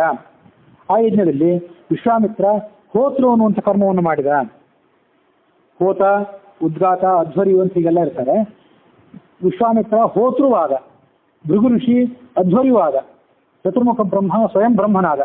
ಬ್ರಹ್ಮ ಅಂದ್ರೆ ಏನು ಅಲ್ಲಿ ಆಹುತಿ ಹಾಕೋದಾಗಲಿ ಮತ್ತೇನು ಕೆಲಸ ಮಾಡೋದಿಲ್ಲ, ಸುಮ್ಮನೆ ಕೂತಿರ್ತಾನಷ್ಟೇ. ಆ ಯಜ್ಞ ಭಾಗಗಳನ್ನು ತಿಳಿದವರಲ್ಲಿ ಅತಿ ಜ್ಯೇಷ್ಠರಾದಂತ ಒಂದು ಕೂಡಿಸಿರ್ತಾರೆ. ನೀವು ಬ್ರಹ್ಮರಾಗಿರಿ, ನಾವು ಉಳಿದವ್ರು ಸಣ್ಣವರಲ್ಲೇ ಕೆಲಸ ಮಾಡ್ತೀವಿ, ನಾವು ಮಾಡಿ ಸರಿ ಇದೆಯಲ್ಲ ನೀವು ನೋಡ್ರಿ ಸಾಕು, ಅಧ್ಯಕ್ಷರಾಗಿ ಕೂತ್ಕೊಂಡಿರ್ರಿ ಅಂತ ಕರೀತಾರೆ. ಅದರಂತೆ ಬ್ರಹ್ಮನೇ, ಚತುರ್ಮುಖ ಬ್ರಹ್ಮನೇ ಬ್ರಹ್ಮನಾದ, ಭೃಗು ಅಧ್ವರ್ಯುವಾದ, ವಿಶ್ವಾಮಿತ್ರ ಹೋತೃವಾದ, ವಾಯು ಉದ್ಗಾತ್ರ ಆದ, ಅಂದ್ರೆ ಗಾನ ಮಾಡ್ತಿರ್ತಾರಲ್ಲ ಮಂತ್ರಗಳನ್ನು, ಅವನಾದ. ಪ್ರಭುವಾದಂತಹ ನಾರಾಯಣ ಅಲ್ಲಿ ಸದಸ್ಯನಲ್ಲಿ ಬಂದು ಕೂತ್ಕೊಂಡ. ಸದಸ್ಯ ಅಂದ್ರೆ ಯಾವ್ದಕ್ಕೆ ಕರೀತಾರೆ? ಸದಸ್ಯ ಅಂದ್ರೆ ಸಭಾ. ಸಭಾ ಅಂದ್ರೆ ಸುಮ್ಮನೆ ಅಯೋಗ್ಯರೆಲ್ಲ ಕೂತ್ಕೊಂಡಿದ್ದು ಸಭಾ ಅಂತ ಅನ್ನಲೇಬಾರ್ದಂತೆ. ನಸಾ ಸಭಾ ಎತ್ರ ನಸಂತಿ ವೃದ್ಧಾ, ವೃದ್ಧರು ಎಲ್ಲಿ ಇರೋದಿಲ್ಲ, ಅದು ಸಭಾನೇ ಅಲ್ಲ ಅಂತ ಸಂಸ್ಕೃತ ಸುಭಾಷಿತ ಹೇಳಿದೆ. ಅದಂತೆ ಅದಕ್ಕೆ ನಸಾ ಸಭಾ ಎತ್ರ ನಸಂತಿ ವೃದ್ಧಾ. ಸದಸ್ಸು ಅಂದ್ರೆ ಯಜ್ಞ ನೋಡ್ಲಿಕ್ಕಾಗಿ ಬಂದು ಕೂತ್ಕೊಂಡವ್ರು ಇರ್ತಾರಲ್ಲ. ಯಜ್ಞ ಅಂದ್ರೆ ದ್ರವ್ಯ ಯಜ್ಞ ಆಗಿರ್ಬೋದು, ಜ್ಞಾನ ಯಜ್ಞ ಆಗಿರ್ಬೋದು. ಎರಡರಲ್ಲೂ ಕೂಡ ಹಿರಿಯರಾದವ್ರು ಬಂದು ಕುತ್ಕೋಬೇಕು, ಜ್ಞಾನಿಗಳಾದವರು. ಅವ್ರು ಬಂದು ಕುತ್ಕೊಂಡ್ರೆ ಅದು ಸಭಾ, ಇಲ್ಲಂದ್ರೆ ಸಭಾನೇ ಅಲ್ಲ. ಅವ್ರು ಬಂದು ಕುತ್ಕೊಳ್ಬೇಕು ಅನ್ನೋದು ಹೇಗೆ ಅರ್ಥನೋ, ಅವ್ರು ಕುತ್ಕೊಳ್ಳಿಕ್ಕೆ ಅಂತ ದೊಡ್ಡ ಜ್ಞಾನಿಗಳು ಯಾವಾಗ ಬಂದು ಕುತ್ಕೋತಾರೆ? ನೀವು ಸರಿಯಾಗಿ ಯಜ್ಞ ಮಾಡಿದರೆ, ಸರಿಯಾಗಿ ಜ್ಞಾನ ಯಜ್ಞ ಮಾಡಿದರೆ, ಏನಾದರೂ ಸ್ವಲ್ಪ ಸತ್ವ ನಿಮ್ಮ ಬಾಯಲ್ಲಿ ಬರ್ತದೆ ಅಂತಂದ್ರೆ ಬಂದು ಕುತ್ಕೋತಾರೆ. ಇಲ್ಲಂದ್ರೆ ಓಡಿ ಹೋಗ್ತಾರೆ. ಏನೋ ಗೋಳ್ಳೆ ಹೇಳ್ತಾನೆ ಅಂತಂದ್ರೆ ಓಡಿ ಹೋಗ್ಬಿಡ್ತಾರೆ. ಒಂದು ದಿವಸ ಒಂದು ಮಾರನೇ ದಿವಸ ಇಲ್ಲೇ ವಿಶ್ರಾಂತಿ ತಗೋತೀವಿ, ನೀವು ಸುಮ್ಮನೆ ನಾವು ಹೆಚ್ಚು ಒತ್ತಾಯ ಮಾಡಬೇಡ್ರಿ ಅಂತಾರೆ. ಏನೋ ಸ್ವಲ್ಪ ಹೇಳಿದ್ರೆ ಏನೋ ಸ್ವಲ್ಪ ಹೇಳ್ತಾನೆ, ಹೋಗಿ ಕೇಳೋಣ ಅಂತ ಕುತ್ಕೊಂಡು ಕೇಳ್ತಾರೆ. ಅದರಂತೆ ಅದು ಜ್ಞಾನ ಯಜ್ಞವೇ ಇರಲಿ, ದ್ರವ್ಯ ಯಜ್ಞವೇ ಇರಲಿ. ಹಿಂದೆ ಜ್ಞಾನಯಜ್ಞ ದ್ರವ್ಯಯಜ್ಞ ಅಂತ ಪ್ರತ್ಯೇಕವಾಗಿ ಬಹಳ ಇರ್ತಿರ್ಲಿಲ್ಲ. ಎಲ್ಲೆಲ್ಲಿ ದ್ರವ್ಯಯಜ್ಞ ನಡೀತಿತ್ತು ಅಲ್ಲೆಲ್ಲ ಜ್ಞಾನಯಜ್ಞವೂ ನಡೀತಿತ್ತು. ಹಗಲು ದ್ರವ್ಯಯಜ್ಞ, ಆಹುತಿ, ತುಪ್ಪದಲ್ಲಿ ಆಹುತಿ. ಮಧ್ಯಾಹ್ನ ಸಾಯಂಕಾಲದಲ್ಲೆಲ್ಲ ಮಹಾಭಾರತ ಉಳಿದ ಪುರಾಣಗಳ ಜ್ಞಾನ ಇತ್ತು, ಹೀಗೆ ನಡೀತಿತ್ತು. ಅದಕ್ಕಾಗಿ ಪ್ರಭುವಾದಂಥ ನಾರಾಯಣ ಅಲ್ಲಿ ಬಂದು ಕೂತ್ಕೊಂಡ. ಸ್ವಯಂ ನಾರಾಯಣ ಪ್ರಭು ಸದಸ್ಯ ಮಕರೋ, ಸದಸ್ಯನಲ್ಲಿ ಹಿರಿಯನಾಗಿ ಬಂದು ಕೂತ್ಕೊಂಡಿದ್ದ ಅಂತಿದೆ. ಬೇರೆ ಬೇರೆ ಋಷಿಗಳೆಲ್ಲ ಅಲ್ಲಿ ಋತ್ವಿಜರಾಗಿ ಬಂದು ಕೂತ್ಕೊಂಡ್ರು. ಆ ನಸಾಸಭಾ ಎತ್ರ ನಸಂತಿ ವೃದ್ಧಾ ಅಂತ ಹೇಳಿದ್ನಲ್ಲ, ಅದಕ್ಕಾಗಿ ಅವನ ಮುಂದೆ ಹಿರಿಯರ ಸಭೆ ಕಿರಿಯರ ಸಭೆ ಅಂತ ಆಯ್ತು. ಈ ಸಂಸತ್ತಿನಲ್ಲಿ ಹಿರಿಯರ ಸಭೆ ಕಿರಿಯರ ಸಭಾ ಅಂತ ಕರೀತಾರೆ. ಅದು ಹಿರಿಯರು ಅಂತೆಲ್ಲ ಬಂದಿದ್ದು ಅದಕ್ಕಾಗಿಯೇ. ಹಿರಿಯರು ಅಂದರೆ ರಾಜ್ಯಸಭಾದ ಸದಸ್ಯರು. ಈ ದೇಶದಲ್ಲಿ ಕಲೆ, ಸಂಗೀತ, ತತ್ವಜ್ಞಾನ ಇತ್ಯಾದಿ ಕ್ಷೇತ್ರದಲ್ಲಿ ಹಿರಿಯ ಸಾಧನೆ ಯಾರು ಮಾಡಿರ್ತಾರೆ ಅವ್ರನ್ನ ತಗೊಂಡು ಅಲ್ಲಿ ಕೂರಿಸೋದು. ಅದಕ್ಕಾಗಿ ಹಿರಿಯರ ಸಭಾ ಅಂತ ತಪ್ಪಿಸೋದು. ಕಿರಿಯರ ಸಭಾ ಅವ್ರಿಗೆ ಅಷ್ಟು ಜ್ಞಾನ ಇರೋದಿಲ್ಲ, ಸುಮ್ಮನೆ ಅವ್ರವ್ರ ಕಡೆ ಮತ ಬೇಡಿಕೊಂಡು ಯಾರು ಹುಟ್ಟಿ ಬಂದಿರ್ತಾರೆ ಅಂಥವ್ರು ತಗೊಂಡು ಕಿರಿಯರ ಸಭಾವನ್ನು ಕೂಡಿಸ್ತಿದ್ರು. ಕಿರಿಯರ ಸಭಾದಲ್ಲಿ ಯಾವುದೋ ಕಾನೂನು ಪಾಸ್ ಆಗಿಬಿಟ್ಟು ಅದಕ್ಕಷ್ಟು ಬೆಲೆ ಇಲ್ಲ. ಹಿರಿಯರ ಸಭಾವನ್ನು ಪಾಸ್ ಆಗಬೇಕು. ಹಿರಿಯರು ಒಪ್ಕೊಂಡ್ರೆ ಮುಂದೆ ಕಿರಿಯರು ಒಪ್ಕೋತಾರೆ ಅಂತ ಅರ್ಥ. ಆ ವಿಶ್ವಾಮಿತ್ರ ಏನು ಮಾಡಿದ ಅಂದರೆ ಈ ಬೃಹತಿ ಸಹಸ್ರವನ್ನು ಪಠನ ಮಾಡಿದ. ಇದು ಬೃಹತಿ ಸಹಸ್ರದ ಇತಿಹಾಸ. ಬೃಹತಿ ಸಹಸ್ರವನ್ನು ಪಠನ ಮಾಡೋದಕ್ಕಿಂತ ಮೊದಲು ಏನು ಮಾಡಿದ, ಹರಿವಾಯುಗಳನ್ನು, ವಾಯುವಂತರ್ಗತನ ಅಂತ ಹರಿಯನ್ನು ಸ್ಮರಿಸಿದ. ಅಲ್ಲಿ ಇಂದ್ರನನ್ನು ಸ್ಮರಿಸಿದ ಅಂತ ಕೇಳಿಸಿ ಬರ್ತದೆ. ಇಂದ್ರನನ್ನು ಸ್ತವನ ಮಾಡಿದ, ಅವನ ಅನುಗ್ರಹದ ಮೂಲಕ ಇದೆಲ್ಲ ನಡೀತು ಅಂತ. ವಾಸ್ತವಿಕವಾಗಿ ಆ ವಾಯುವಂತರ್ಗತನ ಅಂತ ಹರಿಯನನ್ನ ಆತ ಸ್ಮರಣೆ ಮಾಡಿದ. ಆಗ ದೇವಾಧಿಪತಿ ಆದಂಥ ಹರಿ ಮತ್ತು ವಾಯು ಇಬ್ರು ಕೂಡ ಇಂದ್ರನಲ್ಲಿ ಆವಿಷ್ಟರಾದರು. ಯಜ್ಞ ಇಂದ್ರನಿತ್ತು, ವಾಯು ಮತ್ತು ಹರಿ ಇಬ್ಬರು ಕೂಡ ಇಂದ್ರನಲ್ಲಿ ಆವಿಷ್ಟರಾದರು. ಅವರಿಬ್ಬರ ಆವೇಶ ಇಂದ್ರನಲ್ಲಿ ಬಂದ ಮೇಲೆ ಇನ್ನು ಬೃಹತಿ ಸಹಸ್ರವನ್ನು ಪಠನ ಮಾಡು ಅಂತ ಹೇಳಿದ ಇಂದ್ರ. ಅಲ್ಲಿ ಬಂದು ಕುತ್ಕೊಂಡ ಅವನು. ಶಂಸೇತ್ಯುಕ್ತ ನಿಷಣ್ಣೋ ಭೂತ್, ನನಗೆ ಸ್ವಲ್ಪ ಬೃಹತಿ ಸಹಸ್ರ ಕೇಳಬೇಕು ಅಂತಿದೆ, ಹೇಳಪ್ಪ ಅಂತ ವಿಶ್ವಾಮಿತ್ರನಿಗೆ ಆಜ್ಞೆ ಮಾಡಿದೆ. ದೊಡ್ಡವರು ಬಂದು ಕೂತ್ಕೋತಾರೆ, ಸ್ವಲ್ಪ ಏನಾದ್ರು ಹೇಳಪ್ಪ, ಏನು ಓದಿದ್ವಿ ಹೇಳು, ಹೇಳ್ತೇವೆ ಅಂತ ಬಂದು ಕೂತ್ಕೋತಾರಲ್ಲ, ಆ ಥರ ಬೃಹತಿ ಸಹಸ್ರವನ್ನು ಪಠನ ಮಾಡು ಅಂತ ಹೇಳಿದೆ. ಆಗ ವಿಶ್ವಾಮಿತ್ರ ಏನು ಮಾಡಿದ, ಇದು ಅನ್ನಂ ಭವೇತಿ, ನಾನೇನು ಬೃಹತಿ ಸಹಸ್ರ ಪಠನ ಮಾಡ್ತೀನಿ, ಇದು ನಿಮಗೆ ಅನ್ನವಾಗಲಿ, ಇದನ್ನು ಅನ್ನ ಅಂತ ನಿಮ್ಗೆ ಸ್ವೀಕಾರ ಮಾಡು ಅಂತ ಹೇಳಿದೆ. ಯಜ್ಞದ ಅಂಗವಾಗಿ ಭಕ್ತಿಯಿಂದ ಪಠನ ಮಾಡಿದ. ವಾಯು ಸಹಿತನಾದಂಥ ಕೇಶವ ಅದನ್ನು ಕೇಳಿ ಸಂತುಷ್ಟನಾದ. ಇಂದ್ರಾಂತರ್ಗತನಾದಂಥ ವಾಯುವಂತರ್ಗತನಾದಂಥ ಭಗವಂತ ಅದನ್ನು ಕೇಳಿ ಸಂತುಷ್ಟನಾದ. ಅವನಿಗೆ ಭಾರಿ ಸಂತೋಷ ಅನ್ನಿಸ್ತು. ಅವ್ನು ಒನ್ಸ್ ಮೋರ್ ಅಂದ, ಇನ್ನೊಂದ್ಸರಿ ಪಠನ ಮಾಡು, ಭಾರಿ ಸಂತೋಷ ಆಗಿದೆ ಕೇಳಬೇಕು ಅಂತಂದ. ಜನಾರ್ದನ ವಿಶ್ವಾಮಿತ್ರನಿಗೆ 2ನೇ ಬಾರಿ ಪಠನ ಮಾಡುವಂದ. ದ್ವಿತೀಯ ವಾರಂ ಸಂಸೇತಿ, ಅದು ಐತರೇಯೋಪನಿಷತ್ತಲ್ಲಿ ಬಂದ ಮಾತುಗಳೇ. ನಾನೀಗ ಭಾಷ್ಯದ ವಾಕ್ಯಗಳನ್ನು ಓದ್ತಿದ್ದೇನೆ. ಉಪನಿಷತ್ತಿಗಿಂತ ಭಾಷ್ಯದ ವಾಕ್ಯ ಹೆಚ್ಚು ಸ್ಪಷ್ಟವಾಗಿರೋದ್ರಿಂದ ಇದನ್ನು ಓದ್ತಿದ್ದಾನಷ್ಟೇ. ವಿಶ್ವಾಮಿತ್ರ ಅದನ್ನು ಪಠನ ಮಾಡಿದ. ಈ ವಿಶ್ವಾಮಿತ್ರನು ಭಗವಂತನಿಗೆ ಅತ್ಯಂತ ಪ್ರಿಯ. ಯಾಕಂದ್ರೆ ಋಗ್ವೇದದ ಸಾರವಾದಂಥ ಗಾಯತ್ರಿ ಮಂತ್ರವನ್ನು ಕೊಟ್ಟವನು ಅವನು. ಅದಕ್ಕಾಗಿ ವಿಶ್ವಾಮಿತ್ರನು ಪ್ರಿಯ. ಬೃಹತಿ ಸಹಸ್ರವೂ ಹರಿಗೆ ಅತ್ಯಂತ ಪ್ರಿಯ. ಆದ್ದರಿಂದ ಭಗವಂತ ಮತ್ತೊಂದು ಬಾರಿ ಪಠನ ಮಾಡುವ ಅಂದ್ಕೊಂಡೆ ವಿಶ್ವಾಮಿತ್ರ ಮತ್ತೊಂದು ಬಾರಿ ಅದನ್ನು ಪಠನ ಮಾಡಿದೆ. 3ನೇ ಸರಿ, ಒಂದ್ಸರಿ ಆಗಿತ್ತು, 2ನೇ ಸರಿ ಆಯ್ತು, 3ನೇ ಸರಿ ಹೇಳಿದ. 3ನೇ ಬಾರಿಯೂ ಕೂಡ ವಿಶ್ವಾಮಿತ್ರ ಭಗವಂತನೇ ಇದು ನಿನಗೆ ಅನ್ನವಾಗಲಿ, ನಾವು ನೀವು ಕೊಡೋ ಭೌತಿಕವಾದಂಥ ಅನ್ನ ಸಾರುಗಳಿಗಿಂತ ನಿಮಗೆ ಹೆಚ್ಚು ಪ್ರಿಯ, ಇದನ್ನು ಪಠನ ಮಾಡ್ತೇನೆ.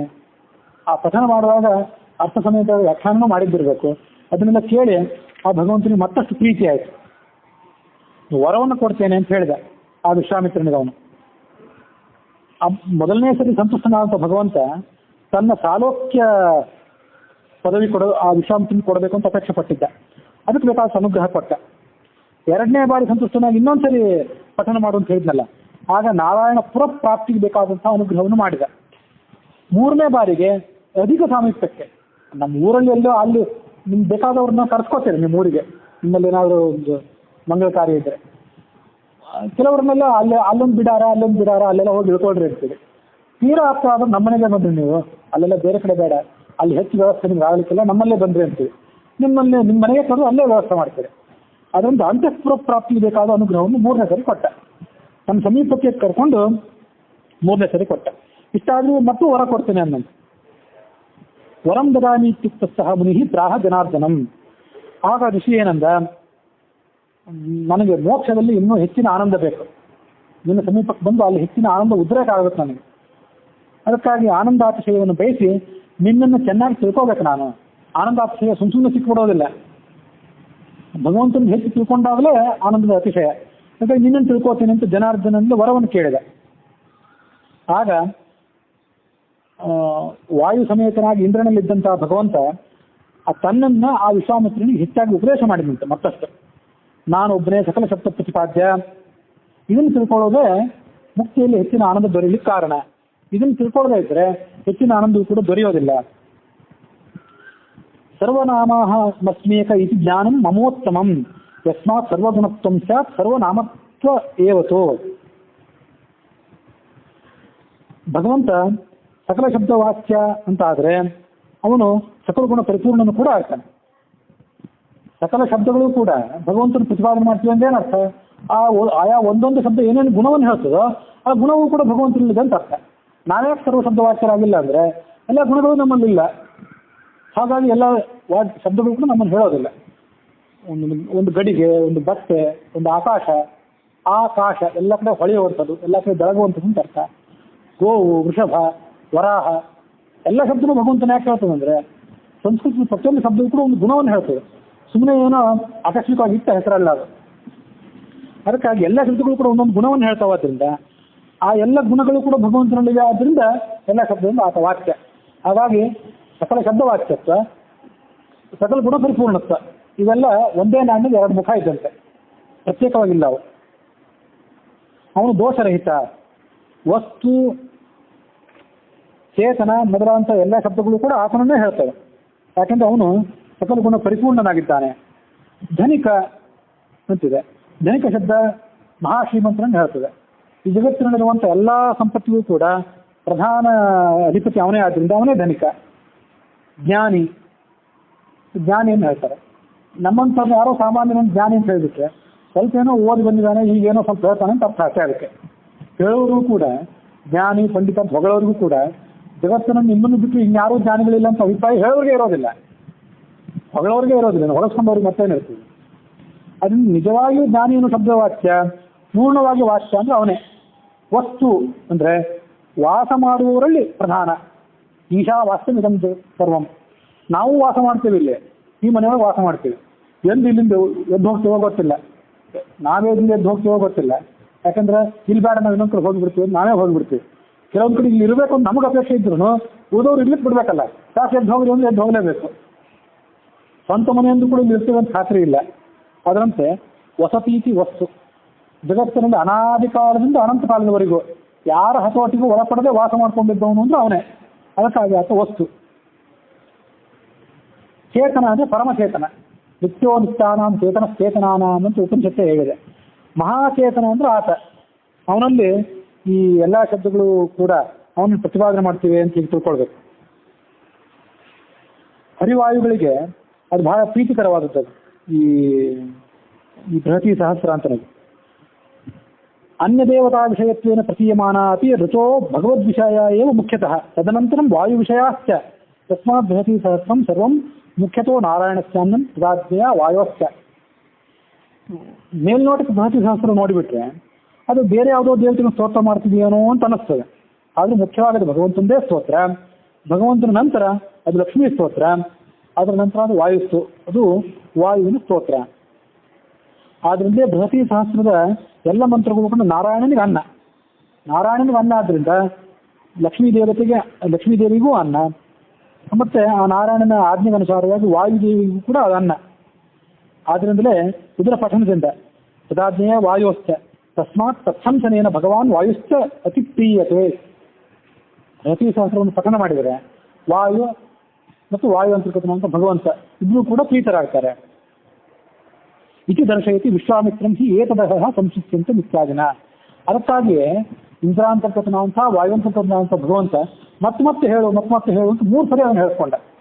ಅವನಿಗೆ ಅದು ಅತ್ಯಂತ ಪ್ರಿಯ ಆದ್ರಿಂದ, ವಾಯುವಿಗೂ ಪ್ರಿಯ ಭಗವಂತನಿಗೂ ಪ್ರಿಯ ಆದ್ರಿಂದ 3 ಬಾರಿ ಅವ್ರು ಮತ್ತೆ ಹೇಳಿ, ಯಾವುದೋ ಪದಾರ್ಥ ಬಹಳ ರುಚಿಕರ ಆಗಿದ್ರೆ ಇನ್ನಷ್ಟು ಹಾಕ್ಲಿ ಅಂತ ಹಾಕ್ಸ್ಕೊಂಡು ಊಟ ಮಾಡ್ತಿರ್ತಾರಲ್ಲ, ಆ ಥರ ಅವರು ಹೇಳಿ ಅದನ್ನ ಆ ವಿಶ್ವಾಮಿತ್ರನ ಮೂಲಕ ಪಠಣ ಮಾಡಿದರು.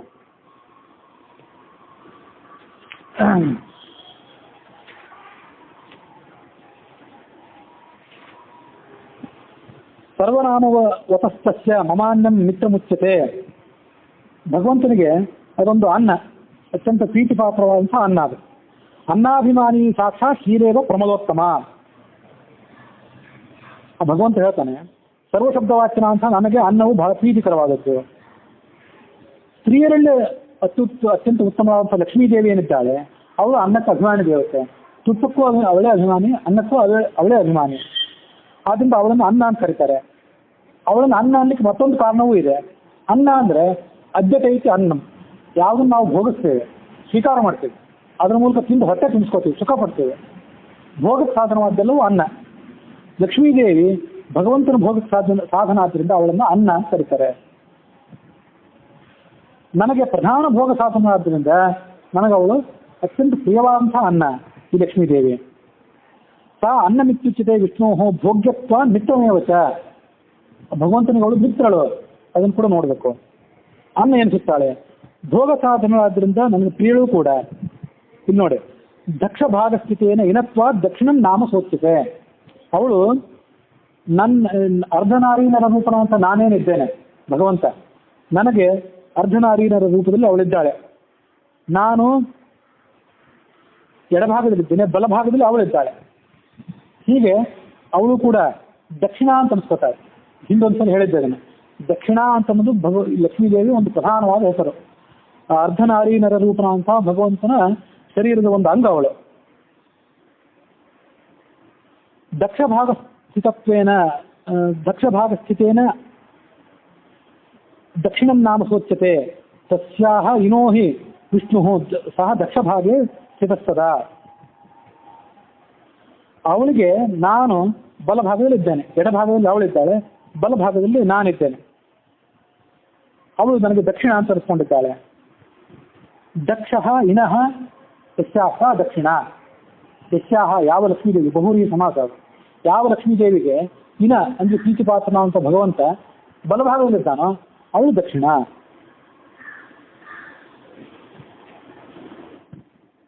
ಯಸ್ಯ ಅಭಿಮಾನಿನ್ಯನ್ನಸ್ಯ ಲಕ್ಷ್ಮೀ ಸಾ ದೇವತೋತ್ತಮ. ವೈಶ್ವಾಮಿತ್ರಂ ತದನ್ನಂತೂ ಸಹಸ್ರ ಆತ್ಮಕಂ ಮತಂ ವಿಶ್ವಾಮಿತ್ರೇನ ದೃಷ್ಟತ್ವಾತ್ ವೈಶ್ವಾಮಿತ್ರಂ ತದೀಯತೆ. ವಿಶ್ವಾಮಿತ್ರನೇ ಈ ಬೃಹತಿ ಸಹಸ್ರವನ್ನು ಕಂಡುಕೊಂಡದ್ರಿಂದ ಇದಕ್ಕೆ ವೈಶ್ವಾಮಿತ್ರ ಅಂತ ಕರೀತಾರೆ. ಗಾಯತ್ರಿ ಮಂತ್ರಕ್ಕೆ ಹೇಗೆ ವಿಶ್ವಾಮಿತ್ರ ದೃಷ್ಟಾರನೋ ಹಾಗೆ ಇದಕ್ಕೂ ಕೂಡ ಆತನೇ ದೃಷ್ಟಾರ ಅನ್ನೋ ಸಂಗತಿಯನ್ನು ತಿಳ್ಕೊಳ್ಬೇಕು. ಅದಕ್ಕೆ ನಿನ್ನೆ ದಿವಸ ಹೇಳಿದ್ದೆ ಅದನ್ನು. ಅರ್ಧನಾರೀನರ ರೂಪನಾದಂತಹ ಮುಖ್ಯ ಪ್ರಾಣಿ ಏನಿದ್ದಾನೆ ಅವನೊಳಗೆ ಅರ್ಧನಾರೀನರ ರೂಪನಾದಂತಹ ಭಗವಂತನ ಉಪಾಸನೆ ಮಾಡಬೇಕು. ಲಕ್ಷ್ಮೀದೇವಿ ಇದ್ದಾಳೆ, ಆ ಲಕ್ಷ್ಮೀದೇವಿ ಒಳಗೆ ಅಂತರ್ಗತವಾಗಿ ಭಗವಂತನದ್ದೇ ಆದಂತಹ ಸ್ತ್ರೀರೂಪ ಇದೆ. ಯಾಕಂದ್ರೆ ಆ ತಾತ್ಪರ್ಯ ನಿರ್ಣಯದ ಮೊದಲನೇ ಅಧ್ಯಾಯದಲ್ಲಿ ಹೇಳಿದಂತೆ ಬಿಂಬ ವ್ಯವಸ್ಥೆ ಹೇಳಿದ್ನಲ್ಲ, ಬಿಂಬ ಪ್ರತಿಬಿಂಬ ಭಾವ ವ್ಯವಸ್ಥೆ. ಭಗವಂತನ ಪುರುಷ ರೂಪ ವಾಯು, ಬ್ರಹ್ಮ, ವಾಯು, ಗರುಡಶೇಷ ಮೊದಲಾದವರಿಗೆ ಕ್ರಮವಾಗಿ ಅದು ಬಿಂಬ ಪ್ರತಿಬಿಂಬ ಭಾವ ವ್ಯವಸ್ಥೆ. ಅದರಂತೆ ಭಗವಂತನ ಸ್ತ್ರೀ ರೂಪ ಲಕ್ಷ್ಮೀದೇವಿಗೆ, ಲಕ್ಷ್ಮೀದೇವಿ ಮುಂದೆ ಭಾರತೀಯ ಸರಸ್ವತಿ ಇತ್ಯಾದಿಗಳಿಗೆ, ಹೀಗೆ ಅದು ಕೂಡ ನಿಯಾಮಕ ಅಂತ ತಿಳ್ಕೊಳ್ಬೇಕು. ಹೀಗೆ ದಕ್ಷಿಣ ಅನ್ನೋ ಶಬ್ದದಿಂದ ಅವಳು ವಾಚ್ಯಳಾಗಿದ್ದಾಳೆ. ಹರಿವಂಶದಲ್ಲಿ ಕೂಡ ಇದೇ ಶಬ್ದ ಬಂದಿತ್ತು. ಅವಳು ನನಗೆ ಅತ್ಯಂತ ಪ್ರಿಯಳಾದಂಥ ಮಿತ್ರಳು. ಅವಳನ್ನು ಬಿಟ್ಟರೆ ನನಗೆ ಪ್ರಧಾನವಾದಂಥ ಮಿತ್ರರು ಇನ್ಯಾರೂ ಕೂಡ ಈ ಜಗತ್ತಿನಲ್ಲಿಲ್ಲ ಅಂತ ಆ ಭಾಗ ಬಂದಿತ್ತು. ಅದರ ಶ್ರವಣದೊಂದಿಗೆ ಇವತ್ತಿನ ಕಥಾಭಾಗ ಇದು ಮುಕ್ತಾಯ ಆಗಿದೆ. ಈ ಬೃಹತಿ ಸಹಸ್ರಕ್ಕೆ ಸಂಬಂಧಪಟ್ಟಂತೆ ಐತರೇಯೋಪನಿಷತ್ತಿನ ಭಾಗ ಏನು ಹೇಳಬೇಕಾಗಿದೆ ಅದನ್ನು ಇನ್ನು ಮುಂದೆ ನಾವು ಶ್ರವಣ ಮಾಡೋದಿದೆ. ಮೇ ಅನ್ನಂ ಮಿತ್ರಂ ದಕ್ಷಿಣಂ ಇತ್ಯುಕ್ತತ್ವಾಚ ವಿಷ್ಣುರೇವೇತಿ ಜ್ಞಾಯತೆ. ನನಗೆ ಅವಳು ಪ್ರಧಾನವಾದಂಥ ಮಿತ್ರಳು ಅಂತ ಭಗವಂತನ ಹೇಳ್ಕೊತಾನೆ. ಅದಕ್ಕಾಗಿ ಭಗವಂತನ ಅತಿ ಪ್ರಿಯಳಾದಂತಹ ಮಿತ್ರಳು, ಭಗವಂತನಿಗೆ ಅತಿ ಪ್ರಿಯಳಾದಂತಹ ಭೋಗ ಸಾಧನ ಅಂದರೆ ಲಕ್ಷ್ಮೀದೇವಿ.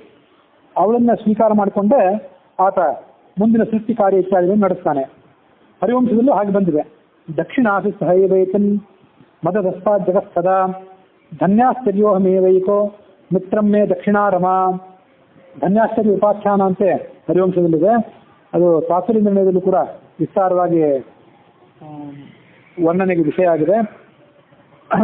ನಾರದ ಭಗವಂತ ಹೊಗಳ್ತಾನೆ, ನೀನೇ ಧನ್ಯ, ನೀನೇ ಆಶ್ಚರ್ಯ ಅಂತ. ದಕ್ಷಿಣಾಸಿ ಸಹ ನಾನು ಧನ್ಯ, ನಾನು ಒಬ್ಬನೇ ಧನ್ಯ ಅಂತ ತಿಳ್ಕೊಬೇಡ, ನನ್ನನ್ನು ಧನ್ಯ ಅಂತ ತಿಳ್ಕೊಳ್ಳುವಾಗ ಲಕ್ಷ್ಮೀದೇವಿಯನ್ನು ಕೂಡ ತಿಳ್ಕೊ. ಅವಳ ಜೊತೆಗೆ ನಾನು ಉಪಾಸ್ಯ. ಅವಳನ್ನು ಉಪಾಸನೆ ಮಾಡಿ, ವಾಯುವನ್ನು ಉಪಾಸನೆ ಮಾಡಿ, ಲಕ್ಷ್ಮೀದೇವಿಯನ್ನು ಉಪಾಸನೆ ಮಾಡಿ ನನ್ನನ್ನು ಉಪಾಸನೆ ಮಾಡಿರಿ. ಅವರ ಅಂತರ್ಗತನಾಗೆ ವಾಯುವಂತರ್ಗತ, ಲಕ್ಷ್ಮೀ ಅಂತರ್ಗತ, ಭಗವಂತ ಅಂತ ನನ್ನನ್ನು ಉಪಾಸನೆ ಮಾಡಿ. ಅವರನ್ನು ಬಿಟ್ಟು ನನ್ನನ್ನು ಉಪಾಸನೆ ಮಾಡಬೇಡಿ. ಅದನ್ನು ನೇರವಾಗಿ ಉಪಾಸನೆ ಮಾಡೋ ಅಧಿಕಾರ ನಿಮಗಿಲ್ಲ. ನನ್ನನ್ನು ಬಿಟ್ಟು ಅವರಿಬ್ಬರನ್ನು ಉಪಾಸನೆ ಮಾಡಿದ್ರು ಕೂಡ ಅದರಿಂದ ನಿಮ್ಗೆ ಏನೂ ಫಲವಿಲ್ಲ. ನನ್ನನ್ನು ಬಿಟ್ಟು ಲಕ್ಷ್ಮೀದೇವಿಯನ್ನು ಉಪಾಸನೆ ಮಾಡಬೇಡಿ, ನನ್ನನ್ನು ಬಿಟ್ಟು ವಾಯುವನ್ನು ಕೂಡ ಉಪಾಸನೆ ಮಾಡಬೇಡಿ. ಭಗವಂತ ಒಂದು ತೋರಿಸಿಕೊಟ್ಟಂಥ ಒಂದು ಉಪಾಸನಾ ದೃಷ್ಟಿ ಅದು. ವಿನೋದಿ ಪ್ರಾಯತೆ ಚೇತಿ ಮಿತ್ರಮಿತ್ರ ವಿಧೀಯತೆ ತಸ್ಮಾದ್ಯೋಯಂ ವಿಜಾನಾತಿ ಸಮಿತ್ರಂ ಸತ್ಯ ನಾನ್ಯಥ ಇದು ಭಾರತ. ಹಿಂದೊಂದ್ಸರಿ ಇದನ್ನು ಹೇಳಿದ್ದೆ. ಅದರ ಅನುಸಂಧಾನವನ್ನು ಮತ್ತೊಂದು ಸರಿ ಮಾಡಿಕೊಂಡು ಈಗ ಅದನ್ನು ನಾವು ಮುಗಿಸಬೇಕು. ಮಿತ್ರ ಅಂತ ಯಾಕೆ ಕರೀತಾರೆ? ಗುಷ್ಯಾನಿ ಗೂಹತಿ ಗುಣಾನ್ ಪ್ರಕಟೀಕರೋತಿ. ಮಿತ್ರ ಸ್ನೇಹಿತ ಅಂತ ಯಾಕೆ ಕರೀತಾರೆ ಅಂತಂದ್ರೆ, ಆಪದ್ಗತಂಚ ನಜಹಾತಿ ಕಾಲೇ, ನಿಮಗೆ ಆಪತ್ತು ಬಂದಾಗ ನಿಮ್ಮ ಕೈ ಹಿಡಿಬೇಕು, ನೀವು ತೊಂದರೆಯಲ್ಲಿದ್ದಾಗ ನಿಮ್ಮನ್ನು ಸಲಹಬೇಕು. ಗುಷ್ಯಾನಿ ಗೂಹತಿ ಗುಣಾನ್ ಪ್ರಕಟೀಕರೋತಿ. ನಿಮ್ಮ ತಪ್ಪುಗಳಿದ್ರೆ ತಪ್ಪನ್ನು ಮುಚ್ಚಿಡ್ಬೇಕು, ಇನ್ನೊಬ್ಬರಿಗೆಲ್ಲ ಹೇಳ್ತಾ ಹೋಗಬಾರ್ದು, ಅವನು ಮಿತ್ರ ಅಂತ ಅನ್ನೋದಿಲ್ಲ. ಗುಣಾನ್ ಪ್ರಕಟೀಕರೋತಿ, ನಿಮ್ಮಲ್ಲಿ ಸದ್ಗುಣ ಇದ್ರೆ ನೋಡಿ ನಮ್ಮ ಮಿತ್ರನಿಗೆ ಇಷ್ಟು ಸದ್ಗುಣ ಇದೆ ಅಂತ ಅದನ್ನು ಜಗತ್ತಿಗೆ ತೋರಿಸ್ಕೊಡ್ಬೇಕು. ಇದು ಪ್ರಧಾನವಾದ ಲಕ್ಷಣ ಅಂತ. ಗುಷ್ಯಾನಿ, ಆ ಶ್ಲೋಕ ಪೂರ್ತಿ ನಮ್ಗೆ ನೆನಪು ಬರ್ತಿಲ್ಲ ಇವತ್ತು, ಸಂಸ್ಕೃತ ಸುಭಾಷಿತ ಅದು. ಆಪದ್ಗತಂಚ ನಜಹಾತಿ ಕಾಲೇ ಸನ್ಮಿತ್ರ ಲಕ್ಷಣಮಿದಂ ಪ್ರವದಂತಿ ಸಂತಹ. ಗುಷ್ಯಾನಿ ಗೂಹತಿ ಗುಣಾನ್ ಪ್ರಕಟೀಕರೋತಿ ಅಪದ್ಗತಂಚ ನಜಹಾತಿ ಕಾಲೇ ಸನ್ಮಿತ್ರ ಲಕ್ಷಣಮಿದಂ ಪ್ರವದಂತಿ ಸಂತಹ. ಇವನು ಸ್ನೇಹಿತ ಅಂತ ಕರೀತಾರೆ. ಲಕ್ಷ್ಮೀದೇವಿ ಪ್ರಧಾನ ಮಿತ್ರರು ಭಗವಂತನ. ಯಾಕೆ ಅಂತಂದ್ರೆ ಭಗವಂತನ ಗುಣಗಳನ್ನು ಆತ ಪ್ರಕಟ ಮಾಡ್ತಾಳೆ, ಎಲ್ಲ ಕಡೆ ಪ್ರಕಟ ಮಾಡ್ತಾಳೆ. ಅವಳ ಅನುಗ್ರಹದ ಮೂಲಕವೇ, ಅವಳ ಅಭಿಮಾನಕ್ಕೆ ಪಾತ್ರವಾದಂತಹ ವೇದಗಳ ಮೂಲಕವೇ ನಾವು ತಿಳ್ಕೊಳ್ಬೇಕು ಭಗವಂತನನ್ನ. ಅದಕ್ಕಾಗಿ ಗುಣಾನ್ ಪ್ರಕಟೀಕರೋತಿ. ಇನ್ಯಾರಿಗೂ ತೋರಿಸೋದಿಲ್ಲ. ಯಾರು ಅಯೋಗ್ಯರು, ಯಾರು ಅಹಂಕಾರಿಗಳು, ಅವರಿಗೆ ಭಗವಂತನ ಸ್ವರೂಪವನ್ನು ಹಾಕಿ ತೋರಿಸೋದೇ ಇಲ್ಲ. ಅದಕ್ಕಾಗಿ ಗುಷ್ಯಾನಿ ಗೂಹತಿ, ಉಳಿದವರಲ್ಲಾದರೆ ತಪ್ಪುಗಳನ್ನು ಮುಚ್ಚಿಡ್ತಾರೆ ಅಂತ ಹೇಳಿದ್ರು. ಭಗವಂತನಲ್ಲಿ ಆಗಲ್ಲ, ತಪ್ಪುಗಳಿರೋ ಸಾಧ್ಯತೆ ಇಲ್ಲ. ಆದ್ದರಿಂದ ತಪ್ಪನ್ನು ಮುಚ್ಚಿಡಬೇಕಾಗಿಲ್ಲ. ಆದರೆ ಭಗವಂತನ ರಹಸ್ಯಗಳನ್ನು ಗೂಹತಿ, ಅವರವ್ರ ಯೋಗ್ಯತೆಗನುಸಾರವಾಗಿ ತೋರಿಸ್ತಾಳೆ. ಗುಣಾನ್ ಪ್ರಕಟೀಕರೋತಿ. ಹೀಗೆ ಪ್ರಧಾನವಾದಂಥ ಮಿತ್ರಳು ಅಂತ ಅವಳೇ ಕರೆಸ್ಕೊಂಡಿದ್ದಾಳೆ. ನೋಡಿರಿ, ನಚ ಬೃಹತ್ತಿ ಸಹಸ್ರ ಅಭಿಮಾನಿನೀಂ ದೇವೀಂ ವಿನಾ ಅಚೇತನ ಮಾತ್ರಕ್ಕೆ ಮುಖ್ಯ ಮಿತ್ರತ್ವ ವಿದ್ಯತೆ. ಬೃಹತಿ ಸಹಸ್ರಕ್ಕೆ ಅಭಿಮಾನಿ ದೇವತಾ ಅಂತ ಲಕ್ಷ್ಮಿಯನ್ನು ಹೊರತಾಗಿ ಈ ಚೇತನಾಚೇತನಾತ್ಮಕವಾದ ಜಗತ್ತಿನಲ್ಲಿ ಪ್ರಧಾನವಾದ ಮಿತ್ರ ಜಗತ್ ಭಗವಂತನಿಗೆ ಯಾರೂ ಇಲ್ಲ. ಅವಳೇ ಪ್ರಧಾನವಾದ ಮಿತ್ರ ಅಂತ ನಾವು ಅನುಸಂಧಾನ ಮಾಡ್ಕೊಳ್ಬೇಕು. ಹೀಗೆ ಅದರ ಅನುಸಂಧಾನದೊಂದಿಗೆ ಇವತ್ತಿನ ಹರಿಕಥಾಮೃತಸಾರದ ಶ್ರವಣ ಏನಿದೆ ಅದು ಇಲ್ಲಿಗೆ ಸಮಾಪ್ತಿಯನ್ನು ಕಂಡಿದೆ.